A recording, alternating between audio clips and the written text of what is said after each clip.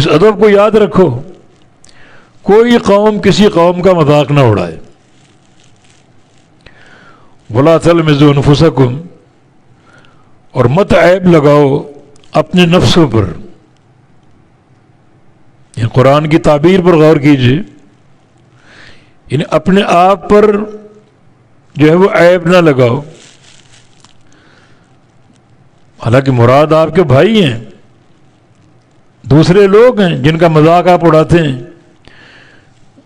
اور جن پر عیب آپ لگاتے ہیں. یعنی دوسروں پر عیب لگانا، اللہ نے اس کو اپنے نفسوں پر عیب لگانا قرار دیا، کیونکہ اسلامی معاشرے میں مسلمان ایک جسم کے مانند ہیں. کسی کا مذاق اڑاؤ گے تو سمجھو وہ میں ہوں، اپنا مذاق میں اڑا رہا ہوں. جسد واحد کی طرح ہو تم، ایک جسم کے مانند. ہر مسلمان دوسرے کو اپنا جسم قرار دے. یہ تعبیر بہت ہی لطیف کہ مت عیب لگاؤ اپنے نفسوں پر.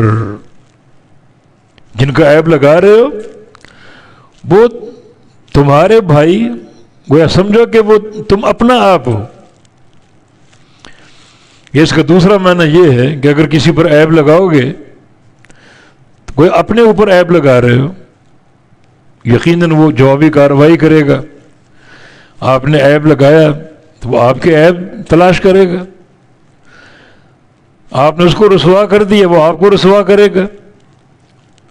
تو یہ نوبت کیوں آئی؟ کیونکہ آپ نے اس پر عیب لگایا. تو اس پہ عیب لگانے کا معنی اپنے اوپر عیب لگایا.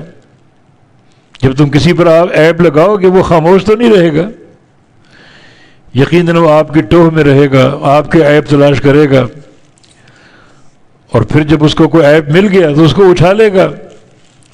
تو آپ خود اس کا سبب بنیں.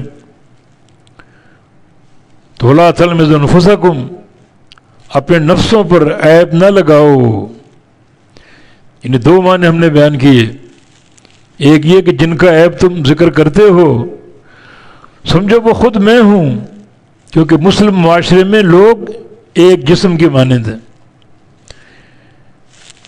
آپ باہمی محبت میں، شفقت میں، پیار میں کل جسد الواحد ہو، تم ایک جسم کے مانند ہو. چنانچہ اگر آنکھ میں تکلیف ہو پورے بدن کی تکلیف ہے، وہ کان میں تکلیف ہو پورے جسم کی تکلیف ہے، وہ سارا جسم رات بھر تکلیف میں تڑپتا رہتا ہے. تو جب جسد واحد ہو، ایک جسم کے مانند ہو، تو پھر یہ عیب لگانا کسی اور پر، سمجھو اپنے اوپر عیب لگا رہے ہو. یا پھر اس کا معنی یہ کہ جب تم کسی پر عیب لگاؤ گے تو یقیناً وہ آپ کو جواب دے گا، یقیناً وہ آپ کے عیب تلاش کرے گا، اور کوئی عیب اس کو مل گیا تو وہ بیان کرے گا. تو پھر یہ آپ کسی پر عیب لگا رہے ہیں، وہ اس کا سبب بن گیا کہ وہ آپ کے عیب ذکر کر رہے ہیں، آپ کے عیب بیان کر رہے ہیں. آپ نے اس کو رسوا کیا، وہ آپ کو رسوا کر رہے ہیں. تو کسی پر عیب نہ لگاؤ، اس میں کوئی بندہ قابل معافی نہیں. سیدہ عائشہ صدیقہ رضی اللہ عنہ ام المومنین، انہوں نے نبی علیہ السلام کی بیوی صفیہ رضی اللہ عنہ کو قصیرہ یا قصیرہ کا، وہ چھوٹے قد کی، ان کے اس عیب کا ذکر کر دیا. تو رسول اللہ علیہ وسلم نے کیا فرمایا؟ لقد قلت کلمة، لقد قلت کلمة لو مزجت بماء البحر لمزجته. عائشہ، تم نے اپنی زبان سے ایسا بول دیا،